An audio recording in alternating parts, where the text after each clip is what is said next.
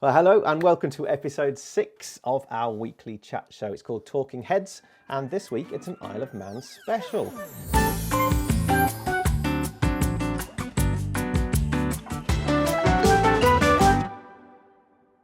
So I'm Michael Mann from Bennett's Bike Social, and first of all, I just want to give a big shout out and a big thank you to our sponsor for this episode, Cidi Boots. You can find them at cidi.com. Also, a good opportunity to say thank you for everybody who's been tuning in and everybody for their comments after last week's vlogging episode. And I've got to give some special shout outs to Robert Brindley, Mike Deemer, Ian McCann, Barry Marling, and this has to be the best YouTube handle ever, JV Fatty Stud. Oh yeah. Anyway, so thank you to everybody for watching and commenting. Okay, joining me today, we've got Bennett's PR and brand manager, Luke Brackenbury. Luke, hi. How you doing, Michael? Very good, sir. You? I'm great, thanks. We're experiencing the same weather as we only live about a mile apart. Yeah, it's pretty minging out there. Thank goodness we've got plenty of work on indoors. So you are in charge of the sponsorship budget at Bennett's as well, which of course includes the Isle of Man TT and the Classic TT sponsorship. But do you remember the first time you visited the Isle of Man? Or more specifically, do you remember the first time you saw the TT? First time I saw the TT was 2009. First time I went to the Isle of Man was 2002. But that was when I worked on Bike Magazine. That was to do a road test and a tyre test, and the weather was awful. And Simon Hargreaves got struck down by some crazy fluke. But the first TT I went to was in 2009, and I rode over with my ex-wife and on our V-Strom 650, and it was the weekend that Valentino Rossi was supposed to be coming, and we arrived in time for practice. It was a beautiful evening. I think head down to Crosby, watching the straight down there. It was insane. Got real close. It's like, this is unbelievable. And then it was kind of a washout from then. Got chance to ride around the course, but Rossi delayed his plane, and I had to go back, so I didn't see any racing. So that was my first experience. But even then, I was hooked. So I've been back quite a few times since then. But I've probably been to the island. Probably a third of the times I've been have not been when any racing's gone on, either for work or for pleasure or for photo shoots. I love going there. So I've been there a few times, and I was there when Hicky made his debut as well. So yeah, when we're watching him. 2014? 2014. That's right, Peter. Yeah, you're bang on there, mate. Yeah, I had a lot to drink that weekend, but I wasn't working that weekend. All right, well, as you've guessed, we've got not one but two special guests this week. First up, it's the world's fastest road rider and the current Isle of Man TT lap record holder. His name is Peter Hickman. Good morning, Peter. Good morning, how are we? Excellent, good. Are you? Yeah, really good. I bet you never tire of hearing that description, do you, mate? It's all right. Yeah, everything's going all right, thank you. It's just a strange time at the minute for everyone, but just doing what we can. Do you remember the first ever TT that you went to? Well, no, not the first one, because I think I was either 1 or 2 years old with my dad, so I can't quite remember that one, which would have been 88 or 89. But after that, actually, I didn't go back until 2013. So I was 26 by that point, and it was a bit of an eye-opener, but I loved it, absolutely loved it, obviously, and it was kind of the catalyst for me deciding to actually go and race it the year after, and obviously to where I am now. All right, joining Hicky, Luke and I, it's the TT and Motorsport Development Manager from the Isle of Man government. But I shall call him the TT boss. Is that fair? Paul Phillips. Not sure about that. But I can call you the TT boss. I certainly work on it. Go on then. Do you remember the first time? So you live in the Isle of Man, don't you, Paul? Do you remember the first time you ever saw bike racing there? Yeah, well, I grew up on the course on Sulby Strait. My mum and dad lived on Sulby Strait, so I lived on the course till I was about 21 till I left home. So my memories kind of goes back to the early 80s. That's kind of when I can start to remember the TT, but I guess I watched it since I would have been born 2 weeks after Halewood's comeback, so my first TT would have been that was on the planet was the one after that, and I can remember kind of Joey Dunlop, Mick Grant, Roger Marshall, that's kind of the start of my TT memories. Halewood's the reason why I'm called Michael, by the way. My old man's was a super mega fan, and it's kind of the reason why my leathers look like they do and my helmet looks like it does, as a bit of a tribute. But Michael, why don't you have the same haircut as him? the same haircut. I could do that, couldn't I, nowadays? Nobody would see me apart from people on here. We could get a bowl out.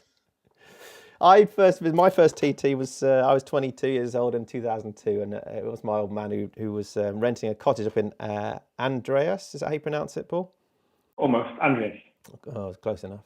But yeah, I remember watching from Sulby Bridge and from the Gooseneck. And it was, 2002 was DJ's final year. I think he broke the lap record that year as well. And he was having some good battles with McGuinness and Moody, Locker, and even Milky, of course, who was racing in the big classes. But good. All right, let's move on. So, Paul, first of all, you've told us a bit about your history on the island, been born there, but what about your particular role with the government? What is it that you're responsible for? I work across quite a broad spectrum of our event, really. So all the commercial stuff, television, ticketing, broadcast, radio broadcast, digital, print, sponsorship, marketing, and then the actual racing itself. So the teams and the racers. The bits I'm not involved in primarily are things around the risk management and the kind of logistics. And of course, you had you and your colleagues had an incredibly tough decision to be made. Well, maybe the decision wasn't that tough, but it must have been quite emotionally charged for cancelling the TT. It's different with the TT. You know, where the organisation that owns it and promotes it isn't a typical sports promoter. It's not a commercial organisation, or it's not a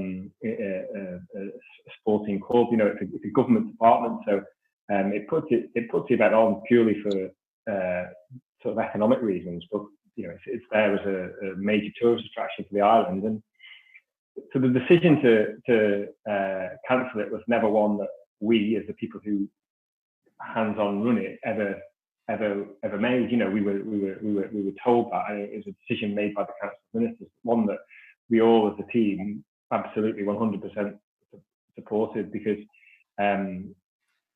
you know,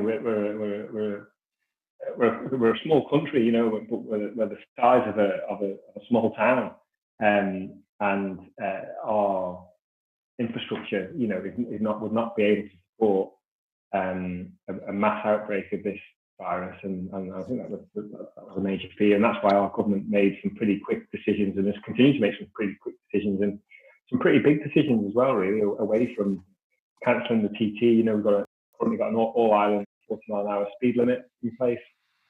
Our borders have been closed for some considerable period of time, and so on and so forth. And we've arrived at a situation here with the virus where we're in pretty good shape at the moment. But obviously, you know, this year with the TT, we were rolling out lots of new stuff, particularly off track, you know, entertainment wise. So there's a lot going on, both free and ticketed. It's going to be the first year of a new fan park, and there was loads of new stuff going on, and you know, that kind of work is often maybe, you know, 18 months, 2 years in the making. So to not see all that through is disappointing, but obviously there's much bigger things at play.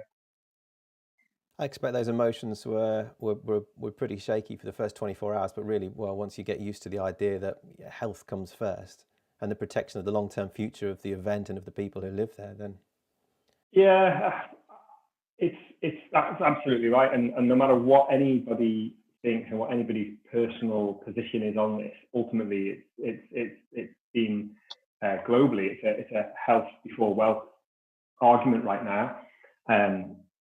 For me personally, I've been a bit lost since the season. I mean, I've been at this job for quite a while now, you know, best part 15 years, and it's pretty full on most of the time, and I'm used to being really, really sort of stretching on the back foot all the time, you know, working long hours and never off the phone and never off, you know, whatever kind of device trying to work, or spending all my life in meetings. And it's probably the first time in well over a decade that I'm not in that scenario, particularly this time of year now, kind of April, May, you're really sort of back against the wall.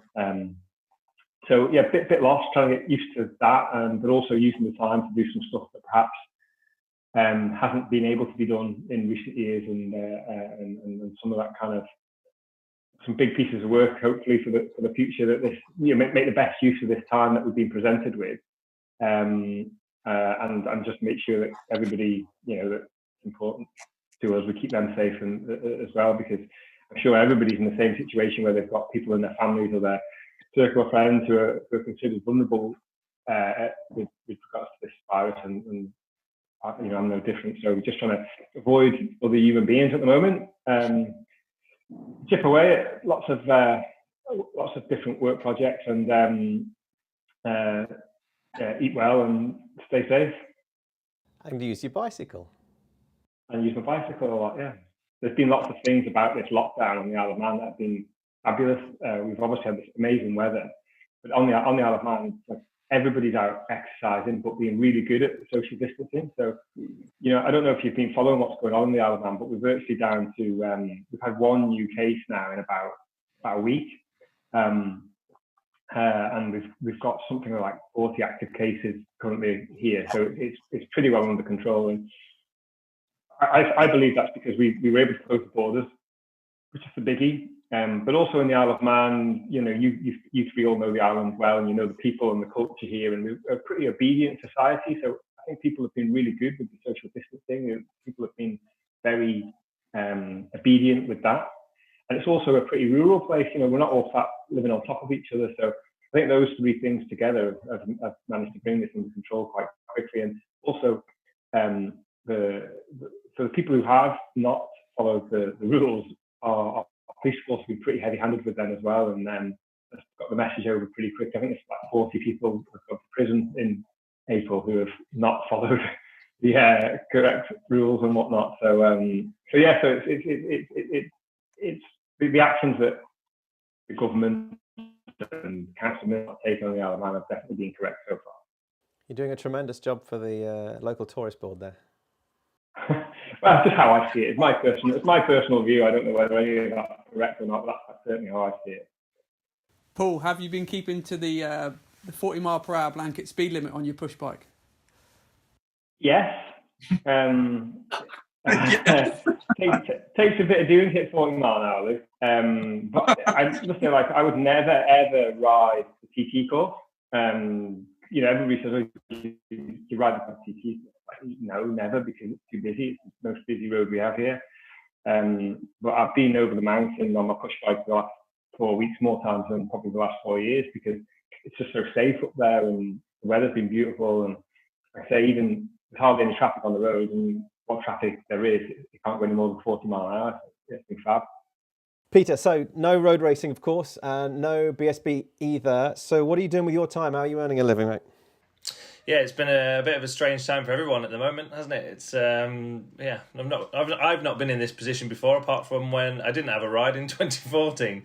So at which point I was gearing up to do my first TT anyway. So it's been very unusual. Obviously, I got quite a bit of testing in with the Smiths Racing team for the British Superbike, for the Bennett's British Superbike, should I say? Otherwise, I was going to get an email from Luke after if I didn't say that. Followed by Stuart Higgs, I would have thought. But anyway, I went and did the Monte Blanco test, and then also did the Jerez test with the team, and then we went and did our own private test at a place called Guadix, which we normally go to, which is near Granada in Spain. Which we finally made some inroads into the problems that I had all last year, really. So, which was the braking problem in a straight line. The bike's been really strong everywhere, apart from in a straight line, really. Standard engines, as everyone kind of knows, and also gearboxes didn't help last year. So we never quite had enough punch or top speed. And then also straight line braking, the bike was never that strong last year, and we kind of improved it little bits here and there, but never enough to actually make it a bike that was very easy to pass or pass all the riders. So we finally made some big inroads into that at Guadix with a load of different ideas. Now, since we had time, because all of last year I never tested it, all I did was race it. So there's only so much you can do on a race weekend. That was the last time you rode in anger, I guess. Yeah, exactly, yeah. Pete, I was going to say, did you ever want to get out your 2018 bike? I remember, you had that kind of hybrid bike, stock and superbike. Did you ever think, the bike that slapped the TT course the fastest, did you ever think, I just wish I was out on that bike again? No, I never really had that thought. And to be honest, even BMW, they knew how far behind they were with actually getting the bike out and getting the bike to not only ourselves, but also the other teams. And they were saying, look, why don't you just ride the old bike? Right from the start of the year, they were saying, just ride the old bike. You know where you're at with it and all the rest of it. But to be honest, myself and Darren, the team coordinator, we were both under the same thought that you've got to start on the new bike at some point. So the earlier you start on it, the earlier you're going to learn it and understand it, and then the earlier you're going to be fast on it. If we'd waited, all right, maybe TT 2019 would have been a little bit different for us, but at the same time, then this year would have been harder. So, at some point you've got to make that step. I was confident enough, having ridden the bike already as a road bike, albeit a pre-production model, that the bike was already going to be a lot stronger. So I was happy to take the risk, almost to a point of, will we even win a TT? Who really knows? But then we went to the Northwest with a brand new Superstock bike, and I'd never even sat on it before. And within 3 laps, we were 4 seconds faster than anyone. And that particular Superstock bike won everything it ever entered. Every single practice session, it was pole. Every qualifying session, it was pole, and every race, it won. So, and not by a little bit, it always won by a mile. So that just shows how strong the 2019 S1000RR is. And yeah, okay, we had a problem in the senior. We had a problem before that with the Superbike race, so we made a bit of a hybrid. But overall, I think we came away with a very, very strong bike. I was the only person to do over 134 mile an hour at TT 2019 with no practice, hardly any laps whatsoever, and on a bike I didn't know. So I think overall we made the right decision, although we didn't win the senior. But what changes did you make then over the winter, then ahead of Jerez and Monte Blanco and Guadix too? Well, we were waiting on BMW for quite a lot of things. Engines and gearboxes has been a big thing. We were meant to get them at Monte Blanco. They didn't turn up. We were meant to get them at Jerez. They still didn't turn up, which made things a little bit hard because them engines had done all of last year.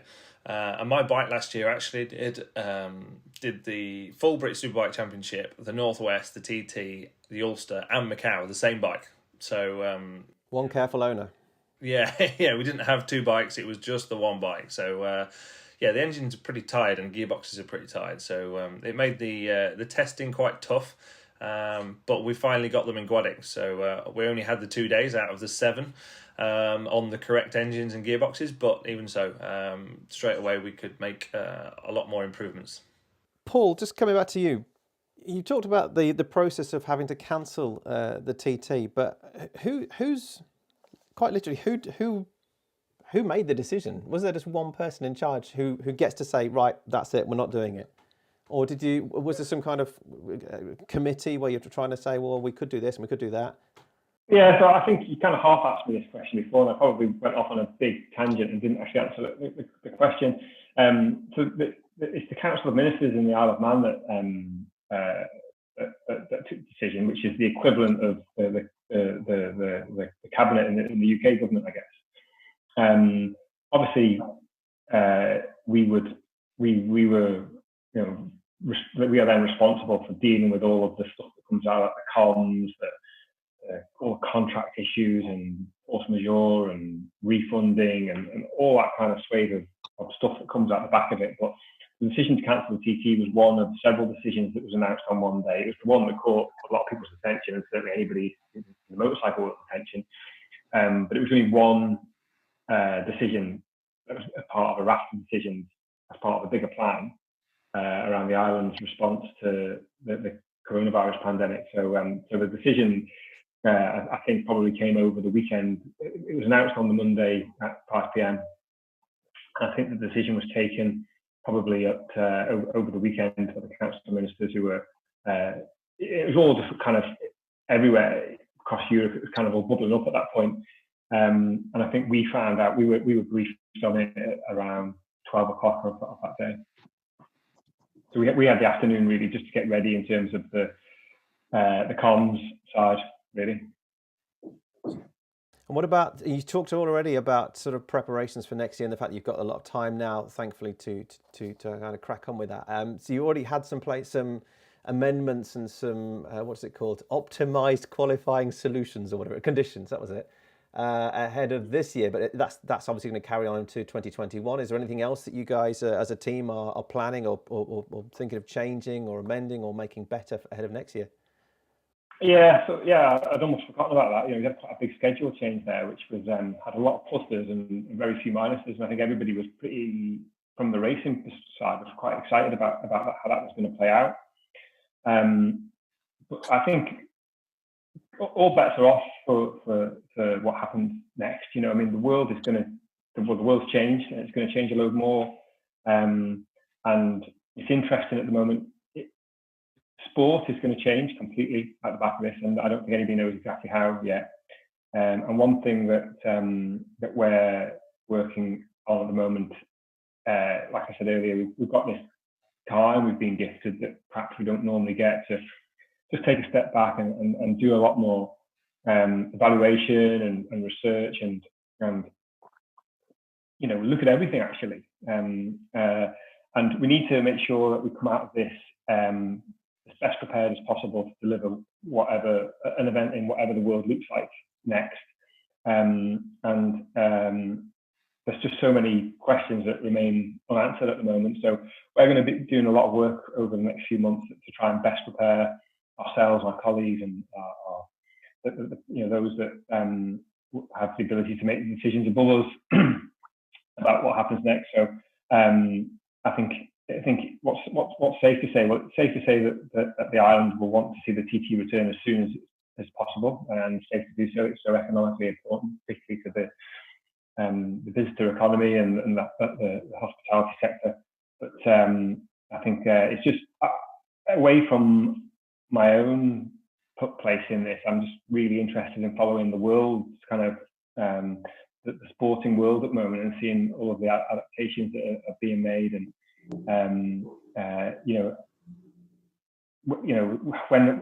when are people going to be able to travel again? I don't know. What will travel look like then? Who knows? But the good thing is we've gone into this situation with an event that's in a very strong position. In any metric that you could imagine, the TT has been growing for more than a decade. You have to be able to continue to, as we have shown, we've been able to continue to force change all the time. And the likelihood is that more change is going to need to come at whatever point we get to run the next TT because of what's going on around us. You want me to say something specific, but I don't know. You want me to say we're going to, have a 10-lap race or something, don't you? But I don't know. It's the big thing is the TT is full of opportunity. It's super strong right now. It's got, it's always been a great spectacle, but now more people get to see that through broadcast distribution and through digital content, and it's got this super strong lineup of riders and teams, which is super competitive. We're in an age where you asked me before about what my growing up experiences with the TT, and that was a period where people look back on those times with roasts and spectacles, but they were TTs that were won by minutes. The TT's never won by a minute anymore. It's won by seconds, and we're in this age where factory bikes are no longer a thing, and all of the manufacturers make bikes that have similar performance capabilities, and it just means we get this great racing year on year on year. And if Peter was to win a TT race by 10 seconds, it would feel like a big, a dominant win now, and that's just where it's at. So yeah, when we come back, it'll be as strong as ever. I'm certain of that, and hopefully it'll be sooner rather than later.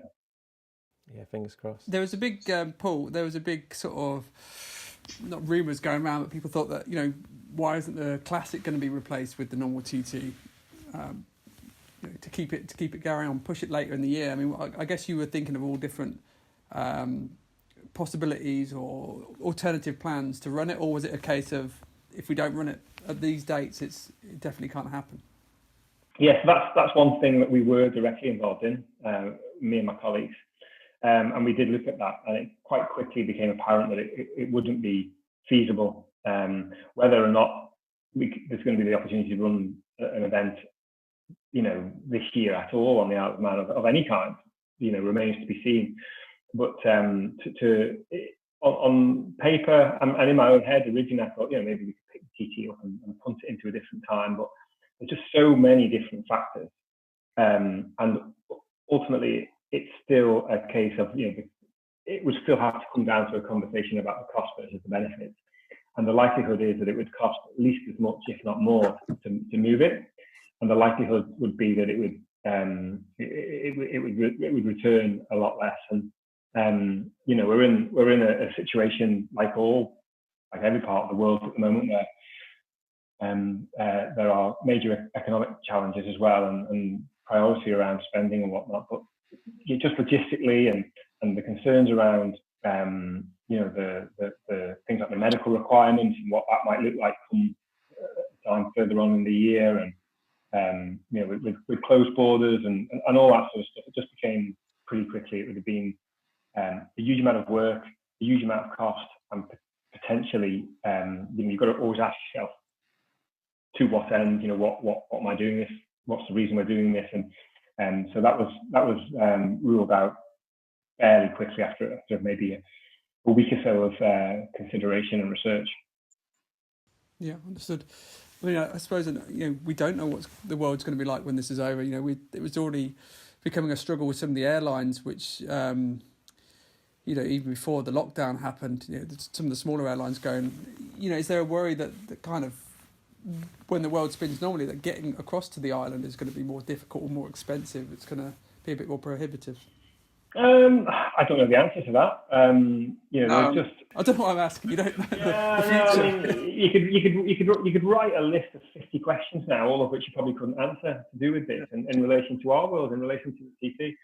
It's like with world wars and the major global events. There will be challenges and opportunities. In the Isle of Man, given that it's got control of its own lawmaking and its own borders and its own economy, as is often proved by the island, we are often in an advantageous position to move quickly and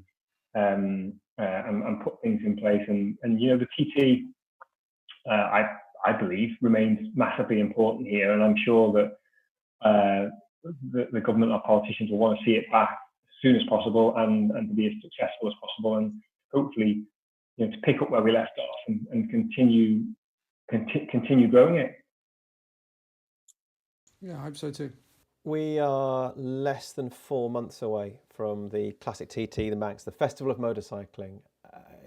Surely a decision has to be made sooner rather than later as to whether you are still going to hope to run that, or whether it's going to be safer and just the sensible thing to do is to just postpone it. Is that the case? Is there a timeline? Is there a guidance? Yeah, so we've slightly different to the TT decision. We have been asked upfront to provide some information about various ramifications and challenges and whatnot about putting that event on. But again, decision making wise, it's a decision for government as opposed to our individual department, and certainly not a decision for our team.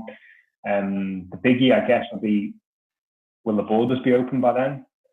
And if they are, what does that mean? Does that mean that you come in and have to then spend 2 weeks in quarantine before you can move, or et cetera, et cetera, et cetera? So I believe that the decision will be made imminently, probably inside the next 2 weeks. But I actually know little more than you do on that. I watch the daily government briefings over here and find out what's going on.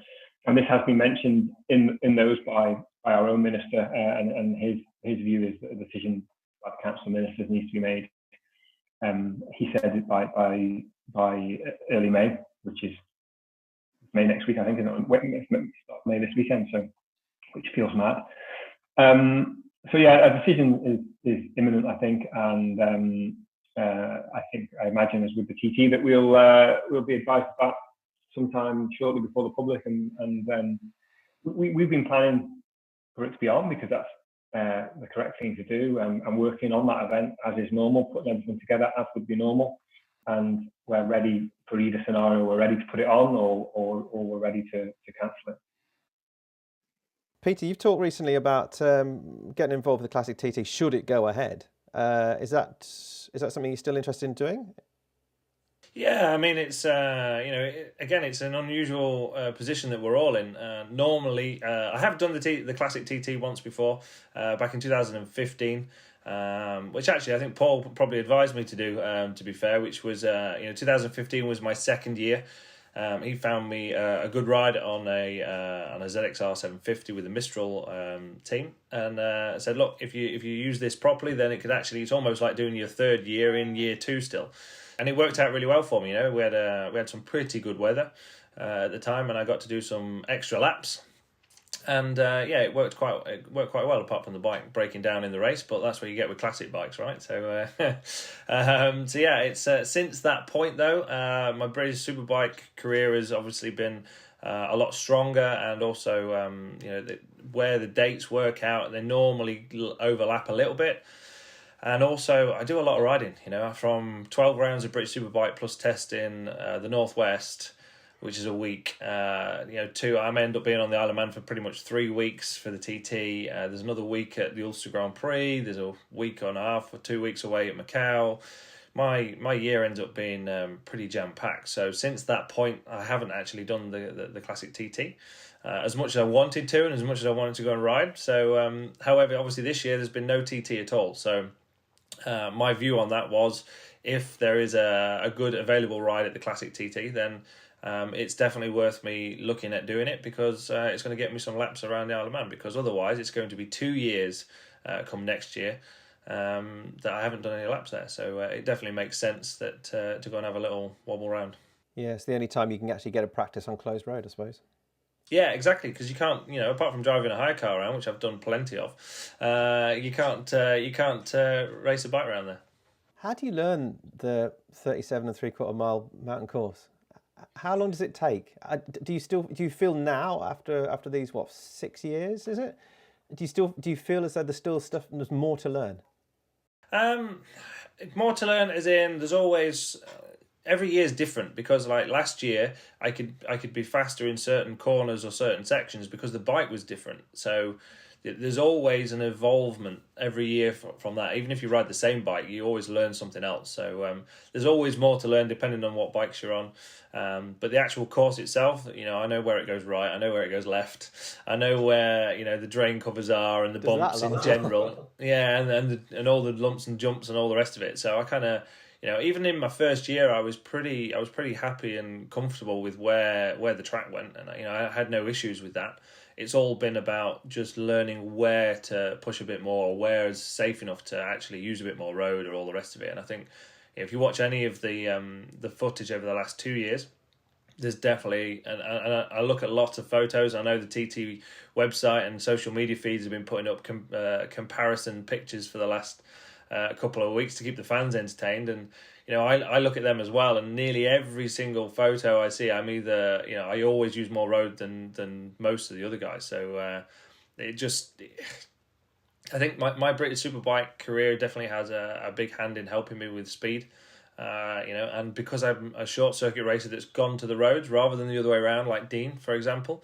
My ultimate speed's there because of short circuit, so I can bring that to certain elements and certain corners of the TT, which is giving me an advantage at the minute.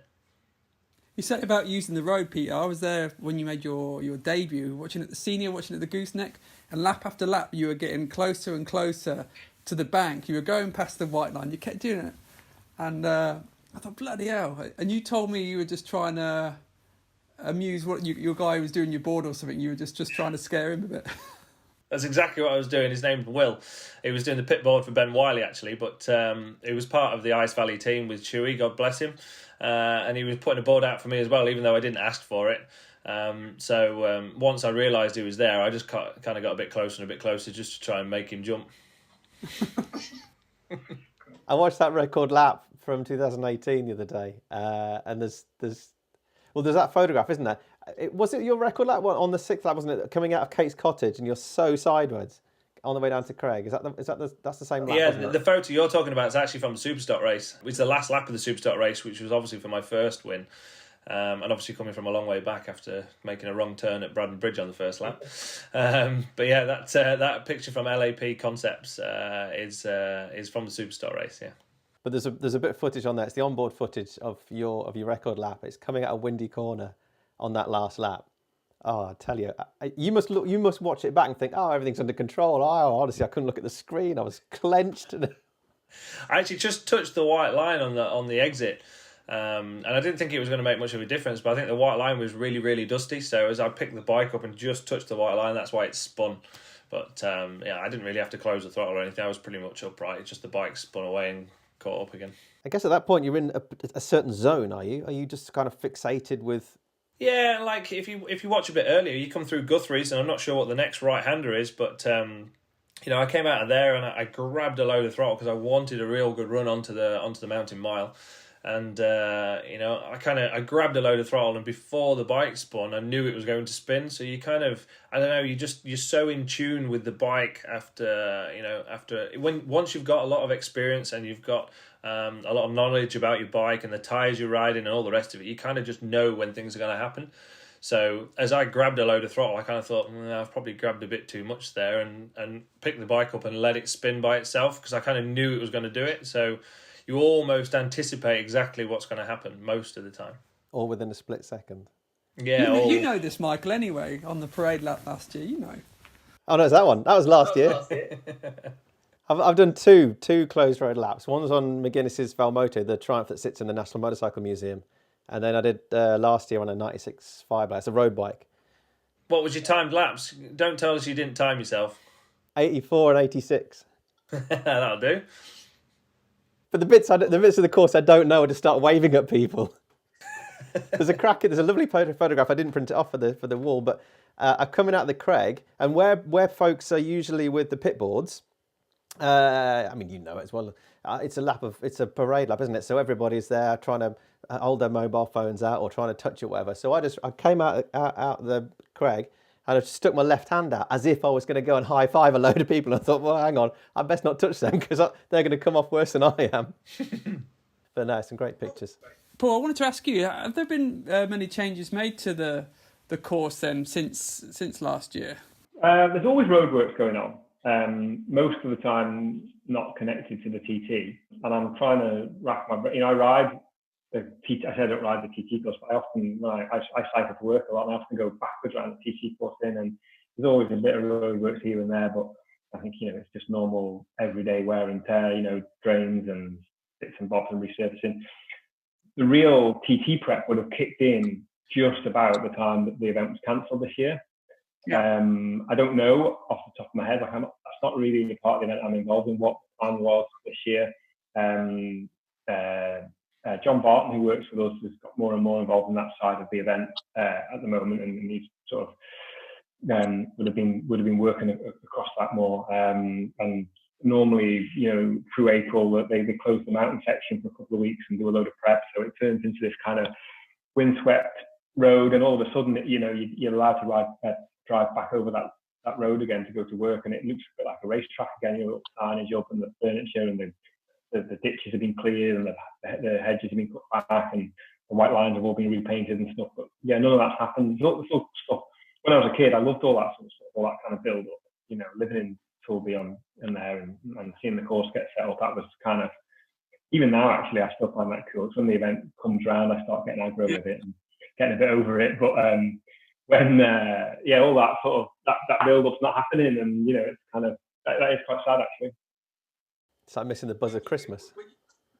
Hicky, I was going to say, when you finish the week, the fortnight, do you sort of say to Paul or the guys, hey, there's a few bumps there, could you smooth those out, or could you open up a little bit more road here? I don't think I've ever had one of them comments. I don't think, Paul, I'm not. I don't recall ever kind of complaining about anything. To be fair, I'm more of a. I would have batted you off to somebody else anyway on that one. But, no, Peter.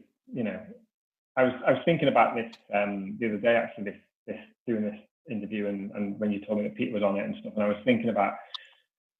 Probably time moves really quickly, and all of these events merge into one. I really often struggle to remember which one was which, and actually take stock of what we've done and stuff. And I was just actually I was driving actually, and I was thinking about trying to remember Peter doing the TT and stuff, thinking I'm coming on the show, I need to remember what Peter's done at the TT other than set the lap record. And it's funny him mentioning him coming in 2013, because I remember clocking him in 2013 one day outside the creg-ny-baa during that TT, thinking, he's not here for the crack. He had a rucksack on. I remember he had a rucksack on. He looked like a proper punter. And I remember he maybe said hello to me or something. We spoke for like 10 seconds, and I clocked that, but I didn't think about it again. And then I think it must have been the same year I was walking to the toilet at the motorcycle show, and he stopped me and said, "Oh, can we have a chat about TT?" And that was it. But the point I wanted to make, another long-winded point I wanted to make, was that I have a lot of respect for the way that Peter did his first TT, because he had he didn't have a ride in British Championship or whatever, and he took the risk to come to TT and it turned his career around. But the way in which he did the first TT, and he'll agree with this because it's true and it's a fact, was really professional. He invested a lot of himself, but he didn't make any money.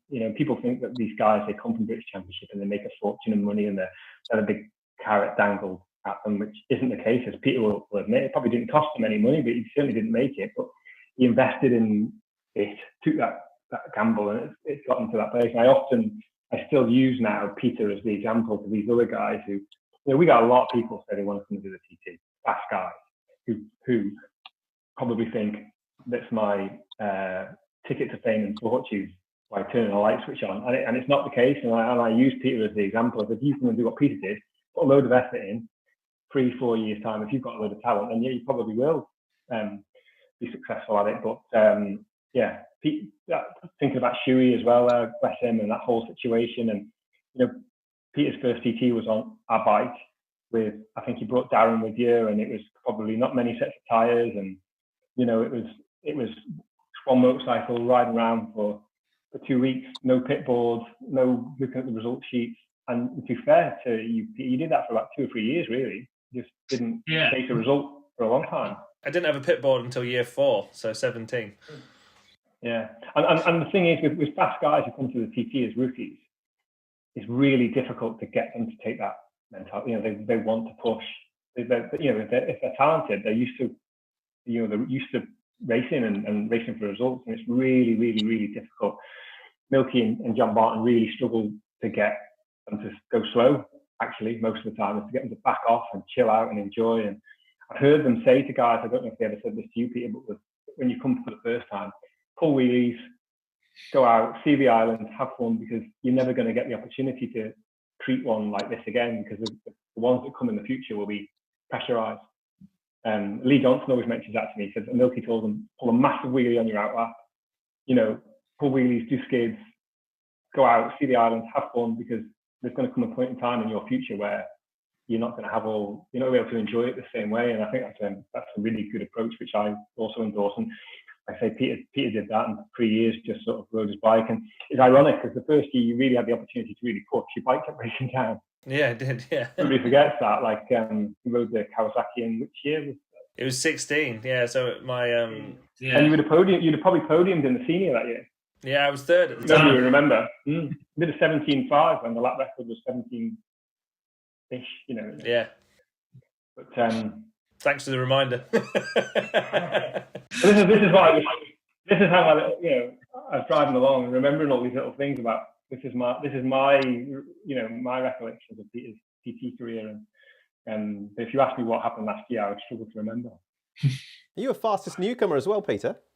Yeah, at the minute, you weren't hanging about and pulling wheelies, were you? Well, I did actually. Maybe not on that lap, but yeah, I did it. I was you do your first lap behind an instructor. So Milky was the guy I had to follow. So your first ever lap on open or closed roads, it's behind someone. So we set away from the line. I did a big wheelie all the way down Glenclutchy Road, and apparently I'm one of the only person, if not the only person, to do that on their first ever lap, because normally people are shitting themselves. So I was just there to enjoy myself and have some fun. And I remember Paul actually coming on my funny enough, you're saying about using not many sets of tyres. I did 8 laps on one set of tyres at the start. So I did the first then lap. you turned him round. Yeah, turning him around pretty much. That was Shuey's philosophy, I think, turning tyres around. I did the first lap behind Milky on the first night, and then I had 3 laps by myself. I did 109 miles an hour first lap by myself.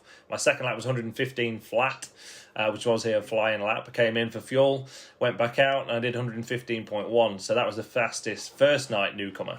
So that was 4 laps on the first set of tyres. And then the second night, my first lap was a 17. I did a 17.6 or something like that, standing start. And then my next lap was 119.6 or 7, somewhere around there. So I was nearly at 120 mile an hour within kind of 5 laps. And actually, at that point, when I came in, it was Paul that came up to me and said, "Please, can you slow down? You're going way too fast." And my answer, actually, I don't know if Paul remembers it, my answer was, I have no idea. I don't know how fast I've gone. Or how fast have I gone? I'd literally just come in and just said, "Fuel it up and I'll carry on." And Paul's going, "Just slow down. You're going too fast. You're going too fast." I'm like, "I've got no idea. I told the team, don't tell me how fast I'm going. I don't want to know. I just want to go around and ride. So just keep filling it with fuel and just let me ride." So, and I think at that point, then Paul realised my mentality was I wasn't actually that bothered. I'm just going around because I was enjoying it. And that was only night 2. Yeah, I don't remember that actually, but but I think the thing is, I am, the point I was trying to make earlier was I'm used to rookies, good guys with good CVs and good talent, coming in and pushing hard. And I was probably at the time, I imagine I was just concerned maybe that's where Pete was at, but I didn't know him very well then. And obviously I've known him better now. He's pretty relaxed and stuff, and pretty calculated in what he's doing. And it's been a great TT career for him. And like I say, I'm sure he won't mind me saying this when we've had conversations with Glenn Irwin this winter. Peter's the example that I would use to Glenn in terms of how he should approach his TT. He's coming off as a British Superbike Championship front runner with a great team on a great bike, and he wants to reinvent the wheel tomorrow. And the advice that we're giving him, and I'm sure that Harvey is giving him at Honda, and everybody's giving him, is just to relax and enjoy it, and enjoy it for a couple of years. And if you come in at the level that Peter and Glenn and Steve Plater and Josh Brooks came at, if you come to the TT from that, riding at that level, within 3 years you probably can expect to be competitive, but you probably can't expect to win a podium in year 1. And that's the risk with it. And obviously we're well used to trying to manage that risk and assist those people in those situations now. I was going to ask about Glenn, because obviously he's, probably not going to make his debut now, but I think he was there. Did he do a lap on a BMW road bike last year? So I don't know what his preparation plans have been like. Yeah. Glenn's been sort of having a internal debate with himself about the TT for a long time. I think he's been coming to watch it. Like, you'd always see him at the TT. He's been to the classic TT a couple of times, and different things would happen in his day job in BSB, and it wouldn't happen for whatever reason. And then for sure we were not putting any effort into trying to encourage him to come across, because it's really a decision for him. He knew that if he wanted to do it, what mechanism was there to support him. And then this last year he took that decision that he was definitely going to do it. And that drove what decisions he made in terms of the teams he signed for to ride in British Championship. I think probably there were some people who would be concerned about him coming to the TT as a newcomer, as a factory Honda rider.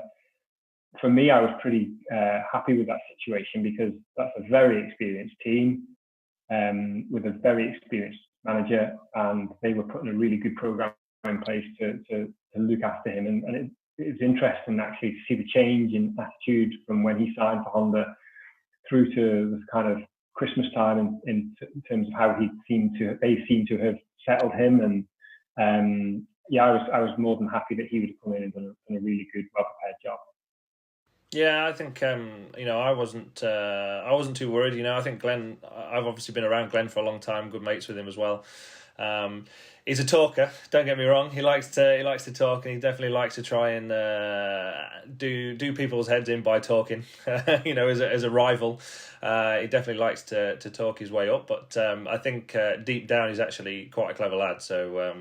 I don't think a lot of people said to me from the outside that don't know him, "Oh, I'm a little bit worried," and I've kind of said the opposite. I said, actually, I think he'll be more than capable and more than safe enough. He's obviously got the speed there anyway.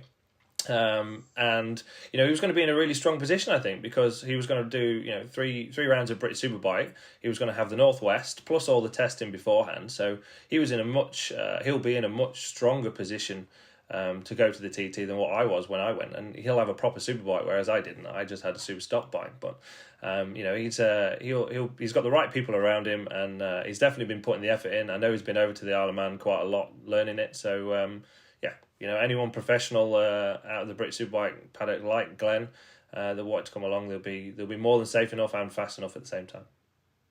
Yeah, I think there was a view that riding for the Honda factory team would put pressure on him to get results, but I didn't see that at all, and that's not the way that team were working with him there. And I think the opposite is true, in so much as he literally would have had nothing to worry about except for getting on the ferry and getting on his bike. He would have had, whereas when Peter first came, he'd have had to take care of a lot more of his own logistics, and he'd have had to worry a bit more about budget and worry a bit more about manpower and learning the event, whereas that team know our event better than any other team. They've been that actual team is more or less the same team that's been racing at the Isle of Man for 30, 40 years. So I don't think he could be in a better team to come and make his debut, actually. He'll have an extra year under his belt in terms of development on that brand new bike as well. Yeah, especially if BSB gets going this year, which hopefully it will, obviously, and if he stays with Honda for next year, then he'll be in an even stronger position again, because he'll have ridden it and raced it already, and he'll understand the bike a lot more. So he'll be in a really strong position come TT 2021. Peter, let's come back to your lap record, can I? So 135.452 will be numbers that are etched in your mind forevermore, I have no doubt. But like I said earlier, I watched the lap recently, and it was by no means, if you don't mind me saying, it was by no means perfect. No, there's a lot of time to be found there. I mean, you passed 9 riders, and you had James Hillier's oil, I think, at Bagara, wasn't it, to contend with too. I mean, all those might just be split seconds, but you had those split seconds up, and there's a chunk of time. Yeah, and it makes a big difference. Like even that the bottom of Bagara, to be fair, on the last lap, I was a lot faster through it than what I had been on the previous 5 laps. I think Dean was probably a bit braver through it than what I was earlier in the race. He always, in that particular sector, always jumped me by kind of 3 or 4 seconds every single lap. It was only really the last lap that I thought I need to actually get my balls out and actually get on with it. So I knew where the marshals were stood, I knew where the oil was, so I knew I could go through it at a lot faster pace, but safely. On the last lap, I was definitely a lot faster through it, but if it wasn't there, then of course I would have been faster again. And that speed carries you on. The same thing with the TT pretty much everywhere, because it's such a fast course and you're over 160 miles an hour most of the time. You carry that speed to the next sector all the time, so losing a little bit actually cost you quite a lot. And the first rider that I passed at Braddon Bridge, even, I just had that moment of hesitation before actually going underneath him, because I wasn't entirely sure which way he was going to go. And just that moment of hesitation will cost me kind of 2 or 3 miles an hour. But then on the run to Union Mills, that will probably cost me kind of 6, 7, 8 miles an hour, which will be more than a few tenths. So, over that distance, it makes a big, big difference. So, 9 riders to pass, the oil. Through Kurt Michael, I got held up a lot. That's hot. That section, I'm absolutely flat chat through. You don't roll at all, and I had to fully roll and then wait and then accelerate again. So I would say there's somewhere between 4 and 8 seconds that was lost, which is somewhere around a mile an hour average. So I think if the lap had been clear, then 136 mile an hour, which I'm presuming is the next question you're going to ask. That's roughly, I think we'd have probably seen 136 mile an hour at the TT. Yeah. All the stars have to align, though, don't they? And that's not what racing's about. Yeah, they do, and it's a question I get asked a lot. Is what are you going to break the lap record this year? And my answer is only if I need to. If I can win the race at 115 mile an hour, I'll win at 115 mile an hour. You only win the race you win at the slowest possible speed. The risk is less and all the rest of it. And also, it's another reason why you generally see me in practice. Nobody ever really shouts about me in practice, ever. Because, I'm not normally pole or first, because I'm not bothered about sticking my neck out to be first in practice, which is for nothing.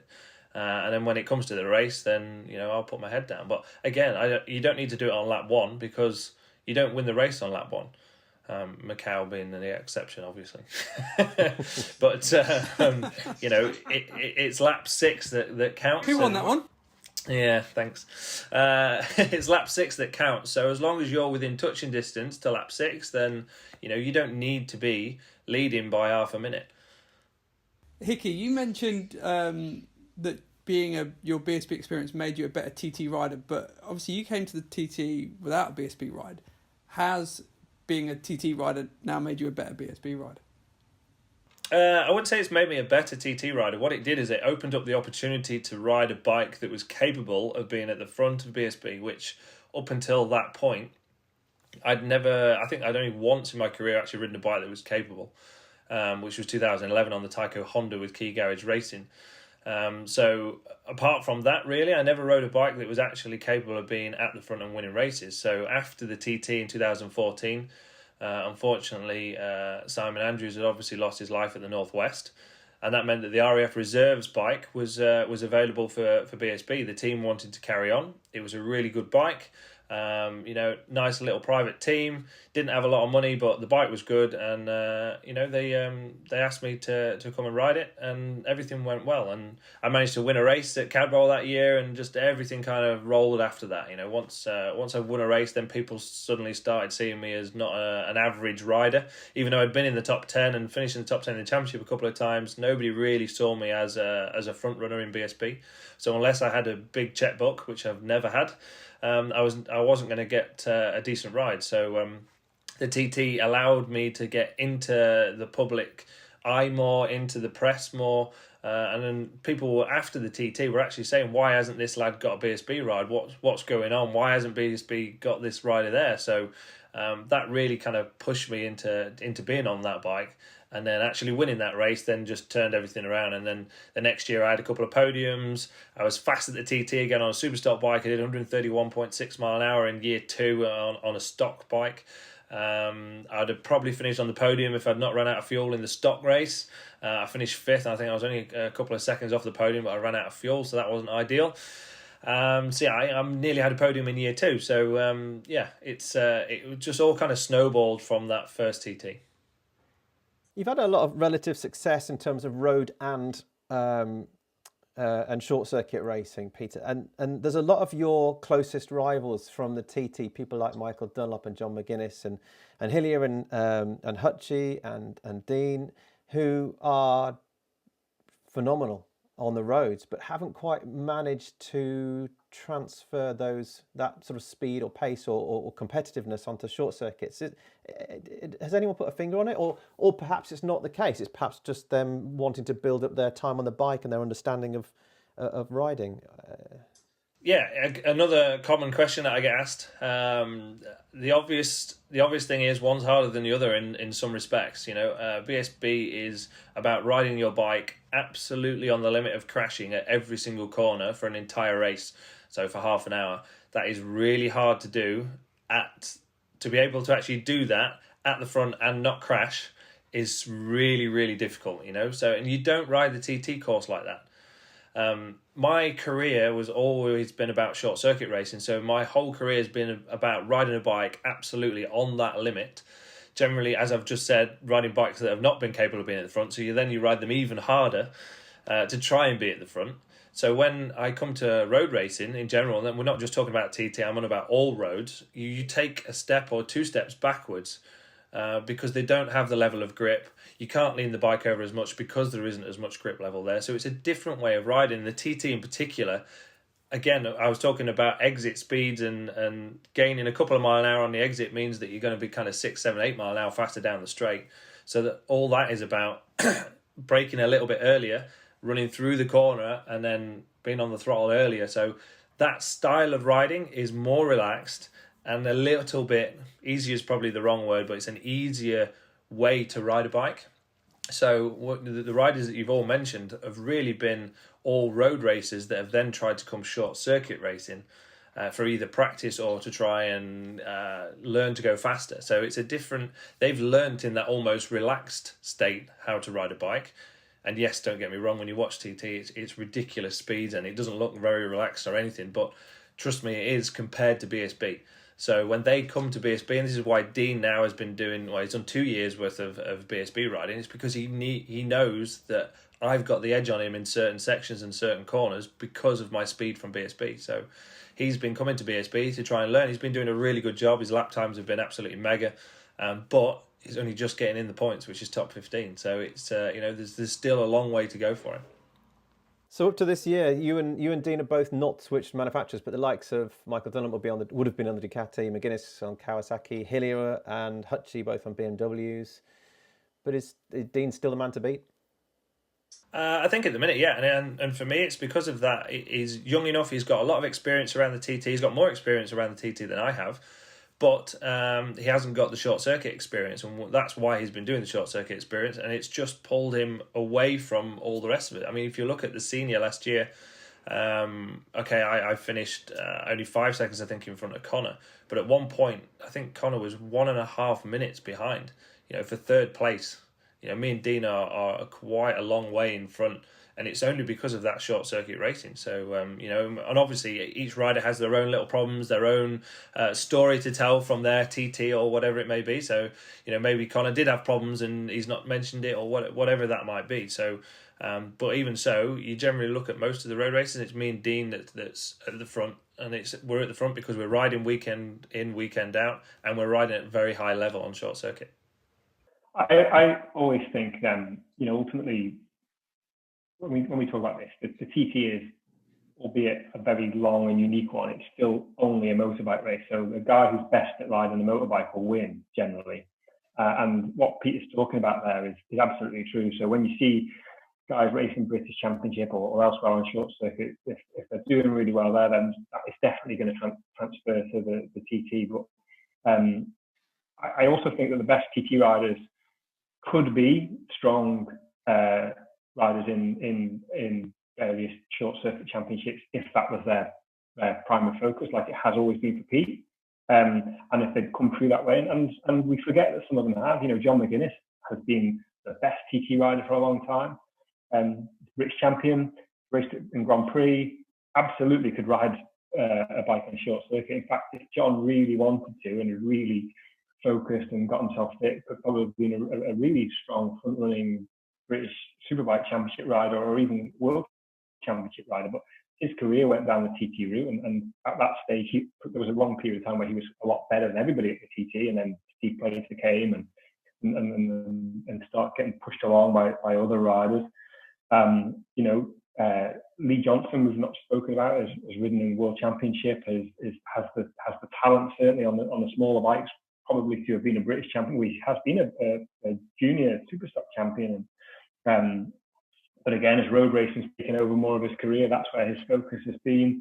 Connor, James Hillier, they've all done decent jobs in things like Superstock before. I think before Connor's accident in 2010, I think he was sort of in the first three in the British Superstock Championship at the time. And so on and so forth. And probably the only exception to the rule. And Dean has kind of reverse engineered it. Dean is a great example of what time, effort, and money can do. He's a club racer who came and became a decent road racer, and then he's been picked up by a team with budget and resource, and they've gone and done, like Peter said, invested in that British Superbike Championship only to go faster at the TT, not for any other reason. They're not there to do well in British Championship. They're there to develop him as a rider. And it's a fantastically well executed project. They've taken, like I say, a club racer who probably cut his teeth at Croft and, riding, club racing bikes and club races, who's now one of the best road racers.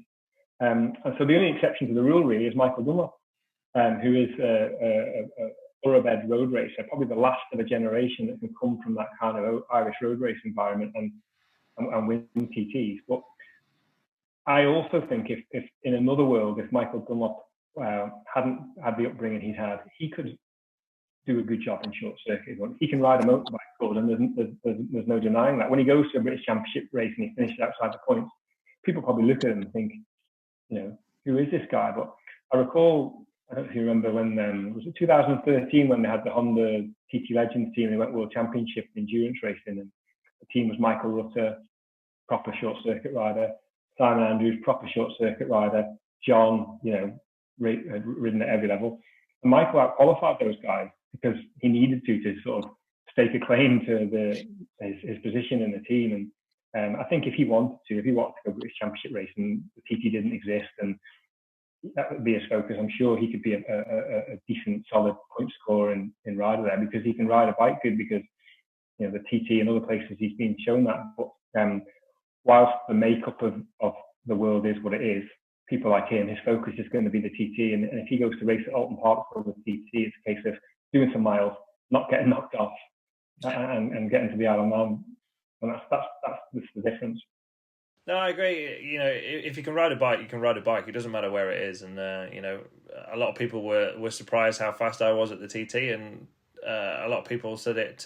Clive Paget's been around it a long, long time. Obviously, known Clive a lot.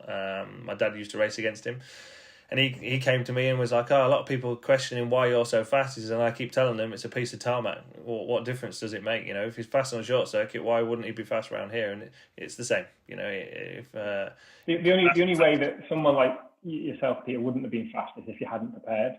But the level of professionalism that the guys come to the TT with from doing this as a job generally means they prepare well. Steve Plater was the big shift, really, from my experience working with him. He came and really worked hard at it, as Steve always does in everything he does. Made the most of what he got. Again, like Peter, he was 110 mile an hour on his first night. He won in his second year. Won senior in his third year, and what a TT career. Josh Brooks also, I think if Josh had done 3 TTs back to back, he would probably have been right in the sharp end. He did his first TT against the wishes of his team, really. He pushed Taz to let him do it, and they did, and he did ever so well. Similar kind of performance to Pete, really, in year one.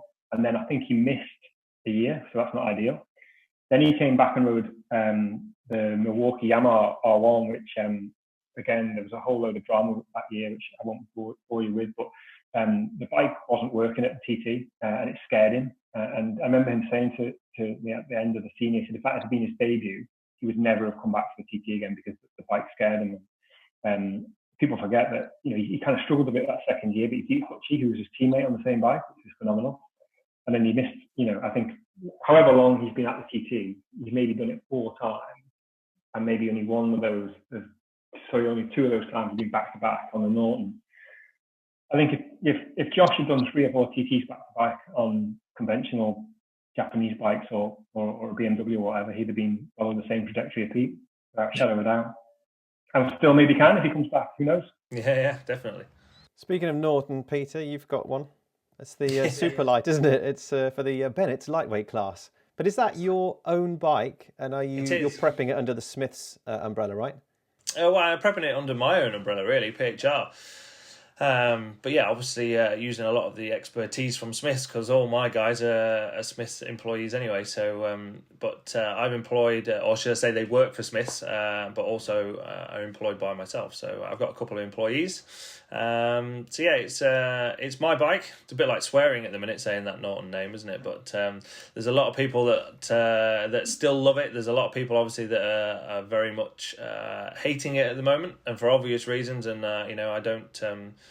I completely agree, and I understand where they're coming from. So, but at the same time, the bike is mine. Yeah, we're building it into a proper little lightweight thing. I mean, I raced it at the TT last year in the Bennett's lightweight race. I finished 8th on it. I was the only Norton to actually finish, which was good. I still had a problem at the time, but I actually did over 120 mile an hour on that bike. I did 2 laps in practice on it, and then the 2-lap race, and that's it. So I did 4 laps. And did over 120 mile an hour, which is my fastest lightweight lap ever of the Isle of Man TT. So I was really happy with that. The bike was pretty much a road bike, just with the lights taken off it. There was nothing special about it whatsoever. It was really heavy. It was 25 kilos over the weight limit, which is a long way.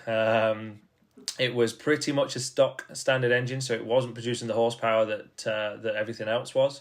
And I'm not a Lee Johnston size rider either, so to be able to actually finish 8th and do over 120 mile an hour lap and be within kind of 15-20 seconds of the lap record, I was actually more than happy with, and that really kind of gave me the incentive to go, well, actually the bike's got a lot of potential. So if we did something with it ourselves, or myself, with the people that I want to use, then I think the bike can actually be really, really good. And actually, it's looking mega. You know, the bike's changed a lot. Apart from the chassis and swing arm, everything else has been changed, and I mean everything else. So it's getting there. It's not finished yet. It would run if we wanted it to run, but we haven't actually started it up. It's got an engine that's been built and tuned with its own different cams to our spec. Dave Booth, who works for me, who works for Smiths on a race weekend, is a full-time employee by me now, PHR. So he's tuned and built the engine here at my workshop. So it's going to be really interesting to see exactly what that comes out with on the dyno when we get to it. We've designed our own airbox. We're designing our own kind of fairings, but using the Norton base, so it will still look like a Norton when it comes out. It'll be very close to the road bike, but just with our own flair on it, shall we say. What sticker's going to be on the tank? Well, to me, you know, and a lot of people have asked me about this, but at the end of the day, it's a Norton, so it's a Norton, isn't it? You know, it's not something else. It's a Norton. So I haven't spoken to anybody at TVS yet who have obviously taken it on. I think it's great that they've honoured already all the deposits that people have put on, even though they didn't take on the liabilities. They didn't have to do that at all. You know, they're actually digging into their own pockets to produce them bikes for the people that have already paid deposits, and they didn't have to. So I think that's a real good sign of faith from the new owners, and hopefully they're into racing. So lightweight, you've got the Norton. You made a switch to Yamaha as well, haven't you, instead of the Triumph for the Supersport races? Yeah, it was quite a tough decision, to be honest, because I love the little Triumph, and obviously I actually finally won a Supersport TT last year. So, and it might sound a little bit daft that I finally won a race on it and then changing it, but to be honest, the bike's just a bit old. You know, it's a 2015 bike. The Triumph's absolutely awesome. I love it to bits, but it's not developed, or it's at its end of development. You know, there's nothing else that we can do to that bike. And funnily enough, I mentioned Dave already, but Dave tuned and built that bike with JT over the years, God bless him. And then the last couple of years, obviously, has built them engines directly for me and tuned them directly for me. And he has squeezed every little tiny bit of horsepower that he can get out of it, and it's still not fast enough, you know. So I have to ride the absolute wheels off it. I think if you watch the Ulster Grand Prix from 2019, you'll see just how hard I had to ride it. I mean, me and Lee had a real good couple of races, but you know, pretty much every straight line Lee passed me in, and every corner I had to ride either under him, round him, or through him. So it was tough racing, and you know, it kind of set the seed of saying, look, I'm riding too hard to try and win on a bike that's not quite fast enough. So you know, the Yamaha is the newest 600 out at the moment, so it made sense to go down that route. There were only two new R6s in TT last year, Lee and Jamie Coward, and I remember seeing the speed trap in one of the races, and I remember they were 1 and 2, and they were a good chunk ahead of everybody else. Yeah, exactly. Jamie's not Lee Johnston's size. He's a big lad also, so you know, it's I think, like Pete says, it's the only new 600 there is by some distance, and the rest of them are all very, very old now. Yeah, exactly that. So that kind of pushed us into the decision. I mean, there's been a lot of internal discussions in the Smiths racing team with Rebecca and Alan in particular. You know, they're massive Triumph fans. They've won British Supersport championships with the Triumph. They were kind of the team that pushed a lot of the development, especially in them early days. So for them to change from Triumph is a big thing, you know. And we had a lot of discussions over the last couple of years of what we think's best. And Triumph's always ended up coming out on top, but I think after the Ulster last year, it kind of finally she relented, shall we say, Rebecca did in particular. It was like, okay, I get it. I don't want you to ride that hard anymore. Go buy yourself a Yamaha. Speaking of smaller bikes, Pete, you've got some even smaller ones in your workshop there, haven't you? Yeah, the little Ohvales. Yeah, I'm the UK importer now for Ohvale, which is an Italian manufacturer of mini GP bikes. They're built in Italy. And they're a proper little race bike, so they would sit on my desk here. In fact, they're that small, but even ergonomically, actually, they're really good to ride. So even for myself, I'm 6'2", you can actually still get on them and ride them really, really well. So they've been a good little training bike. You've seen a lot of the MotoGP riders, World Superbike riders, and now BSB riders as well, all using them for training because they're a race bike, so they're very relevant to what we race normally. I bet you get your left knee down when you go around right-hand corners on it, don't you? Something like that, yeah. But yeah, no, it's we'll have to get you guys to come and have a go on one, won't we? That's what we'll have to do. That's what I was aiming for. Yeah, that was the real question. But no, it's been a good little venture for myself. Actually, I only started it in November, and I set up with myself and the British Mini Bike Championship. We've set up a junior class, so from 8 years old onwards, they can race the little 110. So it's a 110cc 4-stroke. It's got a 4-speed gearbox, and they can race them in a British Championship all around the UK. So obviously that's all been postponed at the minute, but once it does get ahead, I think we've got 12 riders on the grid at the minute, which is really good. I'm quite happy with for its first year, and I'm hoping that can build into a proper Ohvale Championship over the next kind of 2 or 3 years, which will be a 110 class, a 160 class, and then a 190 class. And it will give a proper progression for the riders coming through, from 8 years old onwards up to like 15. They've got the chance to actually step on a race bike and have coaching from myself and a lot of the other BSB riders. We're going to get involved.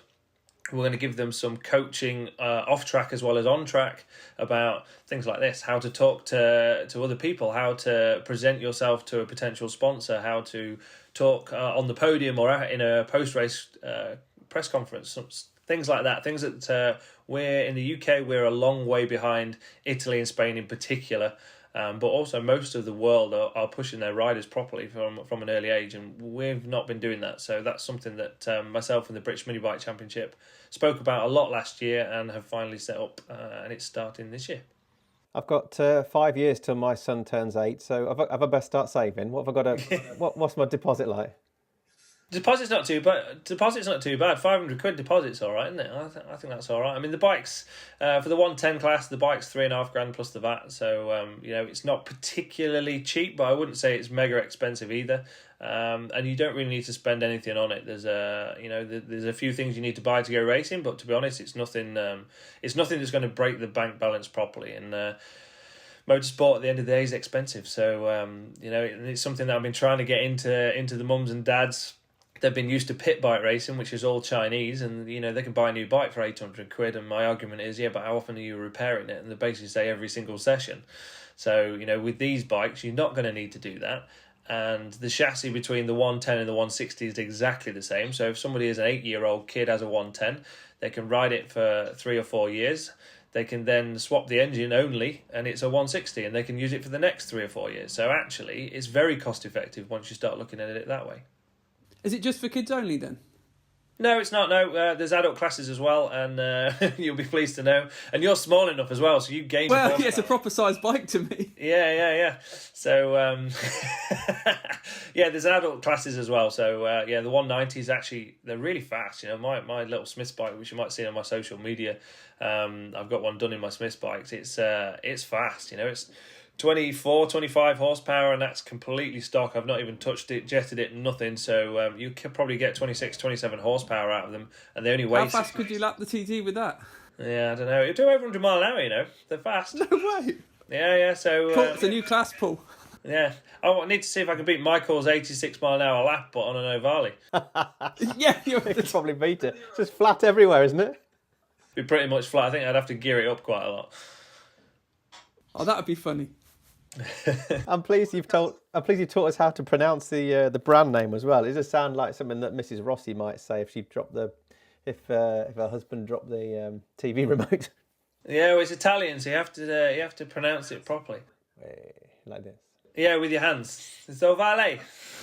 Anyway, speaking of even cheaper forms of racing, Paul, there was a rumour I heard yesterday, I think it was, about a virtual TT using the new computer game.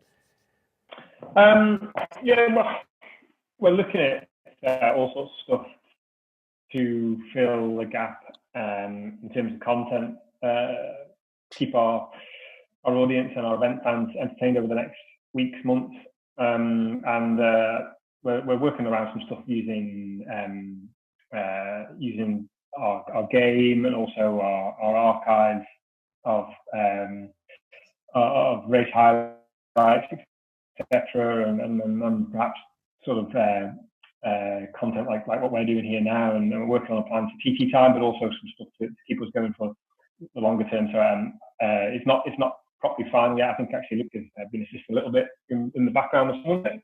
But when the guys have got the plans fully formed, which I imagine will be the next fortnight, we'll announce what the plan is there. And one of the pieces of work we've been doing recently is a lot of customer research. Again, probably wouldn't have been able to do it to the level of detail as what we've done recently, and it's super interesting. And the thing that is perhaps obvious, but the research really sort of hammers home, is just how much passion there is for TT amongst our audience. It is very much an emotional investment, more so than perhaps lots of other sports where the fan base cares so passionately about the event, and there's just always a huge hunger and appetite for stuff, whether that's films, games, interviews, whatever it is, and Peter will probably know about this, the kind of standing in which the riders are held in by the fan base is really special as well. TT, perhaps again more so than sort of some other events where there's real sort of super respect for TT riders amongst the fan base, and they just love to hear about them and hear from them, and so we need to continue to service that appetite all through the coming months whilst we're all locked down. What's your video game skills like then, Hicky? I've been doing a bit of practicing because I heard the rumour as well, so I thought, right, I best get onto this. We don't want to be turning up and being rubbish, so I'm all right. I've done a 136 mile an hour lap now, so I'm somewhere near. The good thing about that is you don't have to get a hire car, a rental car to come and do the practice. You can do it from your armchair. I'm not a gamer. I don't play it. My son's got it, so I might be wrong on all this, but I think there's some level of sort of online leaderboards or whatever you can have now. And Baby Todd was like in the top 10 in the world on it, apparently. He's the ambassador for the game. I should think so too. I think it came out his rookie year, so he got right into it sort of as a sort of tool to learn the circuit, and he got super good at it. And he's like, I don't know what if Peter can do 136, Christ knows what he can do then. He hasn't got bars on his bike, has he? He's got a PlayStation controller though. He's sort of put it. Another good example, by the way, what we were talking about earlier, somebody who can ride a motorbike good and can do the TT. People don't know much about Baby Todd probably, but he's a British Championship level supermoto rider, and again, not much surprise that he can just ride a bike good. Yeah. And that's why he can well at TT and play the Xbox well, apparently. Well, there you go, Hicky. You've got to bring your game up, mate. I know, yeah. I'm gonna have to brake later, put the throttle on earlier. To what I always tell everyone else. You haven't got oil at the bottom of Bagara to worry about either. When we have the sort of game stations at the motorcycle show and kids are playing it and whatnot and crashing their brains out on it, you can always see the TT riders stuff like these massive crashes. Obviously, Paul, you and Sophie came to see us in the winter, and we were really excited about the new fan park and how that was going to, really engage and entertain, the fans during the whole fortnight. So it's obviously massively disappointed with the work that you and the team there have put into that. I was so looking forward to seeing how Nobles Park came alive in a different way, sort of the next development of the racing there. So I don't suppose people really, you were pushing that message out from over the winter. Really, I guess this is a chance for you to sort of say what that plan is, how you were developing this year's event.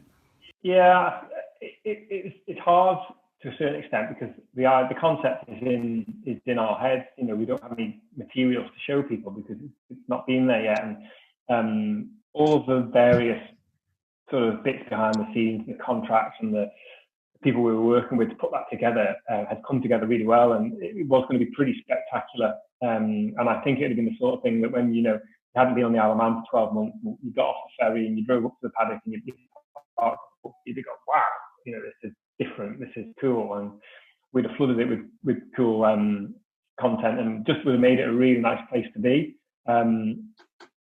It's not, you know, the idea is not revolutionary. It's what sport does. You know, most sports do kind of that fan park type thing, and it's become much more apparent recently around stadium sports. You know, around big tournaments. The last World Cup being the obvious one, where there was a hard time. You kept going to the fan park, and they were showing the reactions when the scored and the pints were getting launched across the way. I'm not suggesting ours would be like that at all. We always had a view that this kind of creating this fan space, which slightly different to those sports, is actually at the venue. So it's like next to Glen Crutchley Road as well. So the idea that we would be kind of following the race with a burger and a beer in this nice place where there was lots of nice places to sit, and it was very family orientated, but I could still go and see the race whiz past as well. And, you know, it'd be nice. But the World Superbike promoters are doing a good job of this kind of concept at the moment with their paddock show. Obviously, World Superbike had a lot of criticism over the past few years, and for some justifiably so, and perhaps it's been struggling to find its place in the world. Whereas MotoGP's been so successful, we'll maybe not known what it's been. But I went to a World Superbike round last year. The one piece of wildcard was actually the one at Dodden, to see the fan park actually, and I was really impressed not only with that, but also in the way that they were bringing the racing close to the fans. Some really cool initiatives that, and they obviously support. That's how we're the same promoter, Dorna. MotoGP is going to be our pinnacle, our sort of uber exclusive championship, very aspirational. And the World Superbike, what we're going to do, we're going to give the fans a lot of content. We're going to give them that free. And the thing I love the most, which you may or may not have seen, and I'd love us to do that at the TT moving forward, is the way they have their winners enclosure in the heart of the paddock, and the fans they're part of it. And, you know, the atmosphere at the end of the short circuit race is okay, pretty, you know, normally there's another race that afternoon, and there's another race next week. So, whereas obviously at the TT, the winners enclosure, the atmosphere is very euphoric anyway. It can be absolutely crazy depending on what's gone on. You know, there's much more at stake, and the emotions run much higher. It's pretty unique. Some people, you know, we get people we work with in broadcast and whatnot get a bit frustrated about how they see it's a bit of a free for all. It's not. It's just there's a lot of crazy human emotion going around.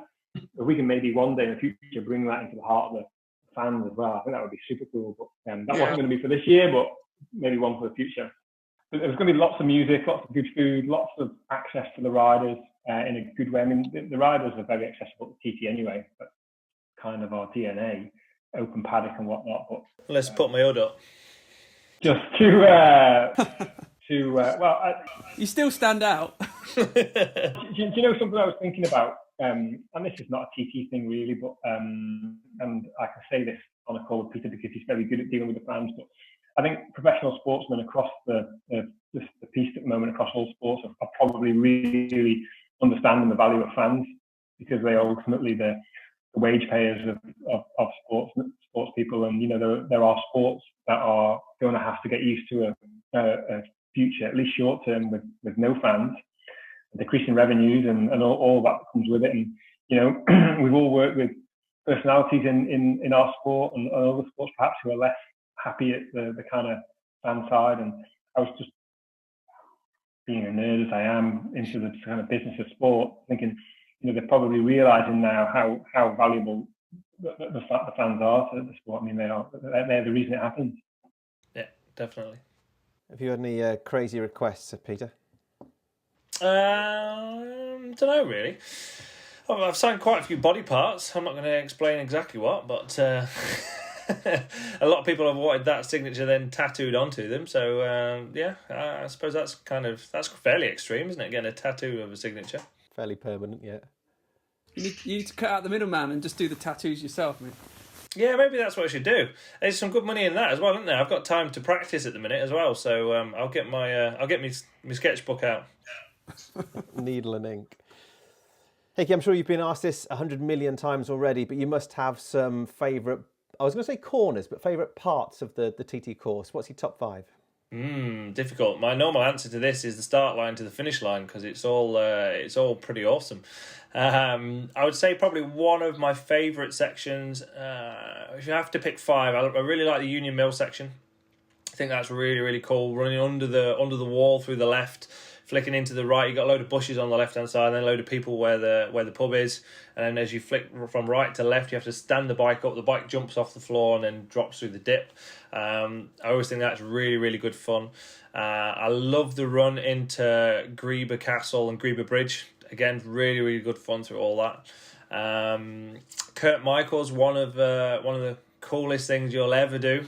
Doing 175 mile an hour through a village with houses either side of you is you don't get to experience that very often at all. So I think that's definitely got to be number 3. Number 4, where are we going to go with number 4? Iceman. I'm doing it all in my head. Hang on. I think Ballycry is really, really cool. So just after Ballaugh Bridge, you do a flat out in top gear on the 600. It's absolutely pinned in top gear on the 600. It's 5th on a superbike or super stock bike. A massive jump after Ballycry, so I'd say that's one of my favourites. And then final section, the end of the mountain mile to the run to Mountain Box, I think it's called. So all that kind of section just there is, it's pretty awesome. And a least favourite? I don't have a least favourite. I really don't. It's not. I'm a type of rider that likes everything. You know, I mean, I can go and get my bike out now, ride around in my car park, and I'll be more than happy. You know, so I don't have a favourite or I don't have a favourite track or a least favourite track. I don't have a favourite section or a least favourite section, only because I feel like you're always going to go into either that round or that section with something in your head already that says that you don't like it. So. At the end of the day, I just like riding bikes. I don't really care where it is. And Paul, one for you. If you were offering a bit of advice for a first timer at the TT, where would you send them to watch? Nowhere. Governor's Dip. Yeah, don't know. I guess somewhere where there's lots of fans and lots of atmosphere, really, because that's the thing that's special about the TT, isn't it? You know, it's kind of that connection between the history of it, the crazy speed and skill, but also that atmosphere and access. So I always remember Steve Hislop, who I got to know a little bit, told me that he would always tell people when they come to the TT for the first time to go and sit at Hilbury and watch there. And I went there a couple of years, but I haven't really watched TT, obviously. I haven't really watched it for as long as I've done this job. But the odd time we would maybe nip out during qualifying somewhere for half an hour. And a few years ago I went to Hilbury and haven't actually never watched there before I worked on the event, actually. And yeah, wow, you see why Steve Hislop thought this was the place to go. And if Steve Hislop says it's all right, then it probably would be. But yeah, it's somewhere fast and scary is the place to go and fully appreciate it for what it is. And then if you're a rookie that wants to race it, if that doesn't put you off, then good luck. Hilbury is definitely a fast one to go. I've watched Hilbury. I watched the lightweight in 2015, so my second year. I wasn't riding a lightweight, so I went and watched at Hilbury because on the first night there was sidecars and lightweights, I think, something like that, at least for the newcomers. And I watched them come through, even just the lightweight bikes, and I scared myself. So I was like, yeah, maybe I won't bother watching anywhere else. But the place I send people to watch is Gorsley, because I think Gorsley's an epic corner on the superbike. It's 5th gear, so it's 160, 170 mile an hour. Yeah, where you're pointing to there. It's and you can see all the fans in the background, even on that photo that you've just got there, Michael. It's you can sit on that wall, and genuinely we are like 165, 170 mile an hour, and if you put your arm out, you'd touch us. You know, we're right by the wall. It's a really fast right-hander. You don't brake for it. You just roll the gas to wake the front, and it's it's pretty epic. I've not watched a superbike through there, but I can imagine exactly what it's like, and it's it'd be pretty scary and very exhilarating. The guard on the other side of the wall is a lot lower, isn't it? So you sort of walk up go up a step ladder and sit on the something wall like that. I've not been, but that's what people tell me. Yeah. Yeah, I cycled and watched a little bit of the Manx Grand Prix Newcomers race last year. So that's like the slowest race that we have on the TT course, and that was terrifying. So I've never watched superbikes through there either, but they must just be. Yeah, I don't know if I'd want to watch them through there, to be honest. Yeah, fast. You'll be telling them to slow down again and taking away their sixth gears. Yeah. It's probably that was really late.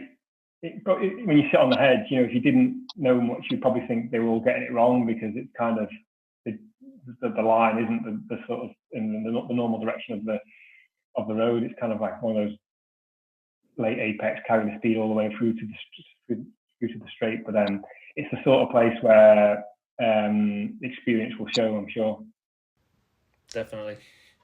Good job, boys. I think we have taken up enough of your time, so thank you both. Thanks for Paul Phillips, for Peter Hickman, and in you too, Luke. Thanks for your time. Thanks for giving it all up. And thanks to our sponsor, City, for sponsoring this episode as well. So, look, if you want to get involved here, if you want to shout out next week, get involved in the comments, wherever the comments are, up, down, left, right.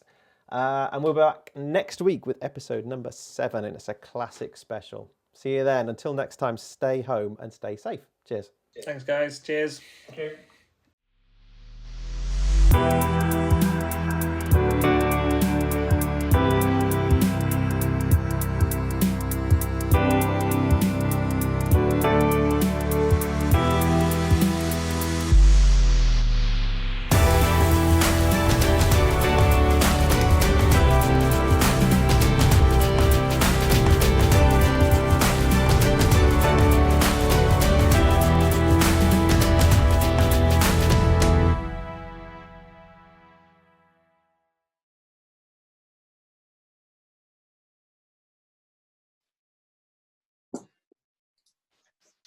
Hey, Pete, how's it going?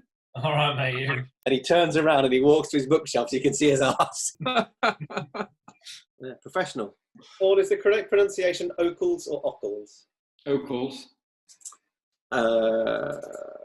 You're very on brand there this morning, Pete. Well, I saw it and I thought I think I'm going to wear that tomorrow. I found it yesterday. in the rag bag. Mm-hmm. The piece of junk is still here. Bring me sunshine. Oh. It'd be about right that TT 2 weeks are going to be like glorious as well, aren't they? Yeah. Bring me love and happiness. We've got all your swear words out so far as well. Just getting that now.